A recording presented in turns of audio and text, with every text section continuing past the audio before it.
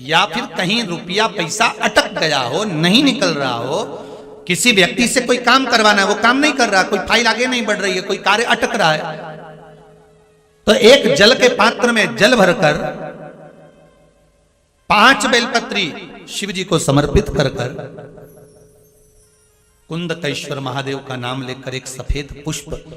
बेलपत्री के ऊपर जो शिव जी को चढ़ाई है उस पर समर्पित कर जल जो लेकर गए हो, अपनी उस कामना को कर कि मेरा ये कार्य अटक रहा है, ये कार्य नहीं हो रहा, कुंदकेश्वर महादेव का नाम लेकर धीरे धीरे जल की धार चढ़ाइए। और एक बात हमेशा याद रखना, फिर निवेदन कर रहे हैं, अच्छे से समझ लेना, शंकर जी पर जब जल चढ़ता है, शिव जी का जब अभिषेक होता है, शंकर जी पर जब जल चढ़ाया जाता है, दूध चढ़ाओ, जल चढ़ाओ, कुछ भी चढ़ाओ, पर एक बात का स्मरण अपने जीवन में होना कि इतने ऊपर से मत चढ़ाना कि जल चढ़े और छींटे आपके ऊपर। बहुत ध्यान दीजिएगा।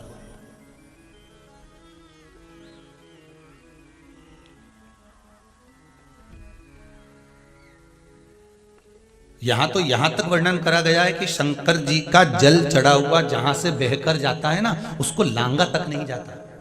यहां लांगते हैं क्या? नहीं ना, परिक्रमा भी करेंगे तो वहीं से लौट कर वापस इधर जाएंगे। शिव जी का जहां से जल बहकर जा रहा हो, चढ़ा हुआ जल जहां से बहकर जा रहा हो, उसको लांगा तक नहीं जाता। और कई लोग बड़े बड़े आनंद में शंकर जी पे इतनी ऊपर से जल चढ़ाएंगे तो वो छींटे पूरे अपने ऊपर आना चाहिए, शरीर पर आना चाहिए। नहीं, उसका दोष है, हमारा उसका दोष है।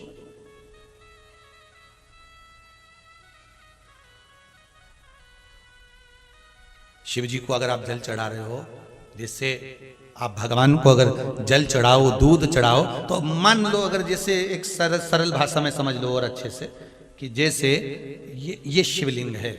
शंकर जी का, ये शिवलिंग है, और आप जल चढ़ा रहे हो तो इतनी ऊपर से छोड़ोगे तो पानी का छींटा तो अपने ऊपर आएगा, पर वही जल, वही दूध, वही सामग्री आप शिवलिंग से थोड़ी सी दूरी बनाकर अगर आप समर्पित करेंगे तो बाबा उसको स्वीकार भी करता है और आनंद की अनुभूति भी होती है, कार्य में सिद्धता भी आती है, कार्य में उसकी सिद्धता भी होती है।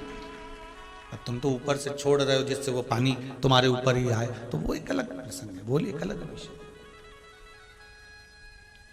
बहुत ध्यान देना महाराज, भगवान को कभी भी कोई भी सामग्री, जैसे भगवान के मंदिर में अगर फूल चढ़ाने जा रहे हो, भगवान के मंदिर में अगर पुष्प समर्पित करने जा रहे हो, तो फूल का मुख